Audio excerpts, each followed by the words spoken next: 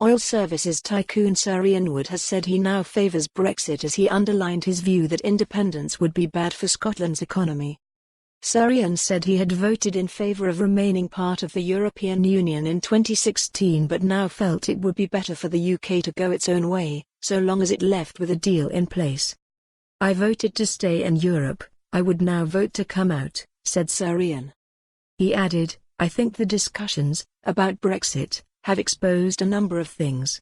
I think Europe's going to have a difficult future. You've got 28 nations in a complex arrangement of economic interdependence.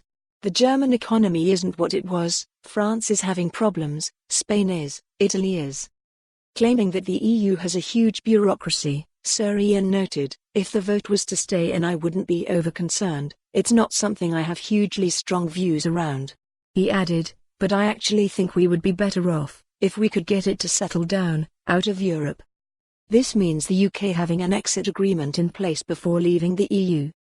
Coming out without a deal would not be clever," said Sir Ian.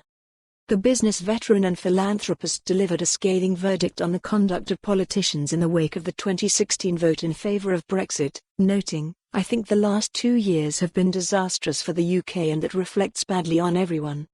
However, he said Scotland's economic interests would be better served by the country remaining in the UK than becoming independent. "I'm in favour of getting the best status and deal that we can for Scotland's long-term economic future, and all I'm going to say is, in my opinion, that's not independence." Sir Ian highlighted the progress made in efforts to make the economy in his native northeast Scotland less reliant on oil and gas, for which he has provided millions of pounds backing. Oil tycoon hails signs of recovery in northeast after really tough times. But he thinks the oil and gas industry can still play a big part in supporting the economy while helping in the fight to tackle climate change.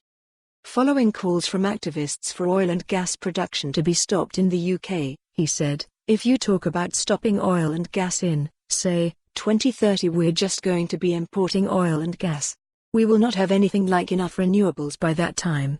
Are you going to say switch off the lights in hospitals and in schools?" Noting the industry supports around 250,000 jobs, Sir Ian said critics who portrayed oil and gas firms as greedy capitalists that only cared about short-term profits failed to appreciate how seriously many are taking the climate change issue.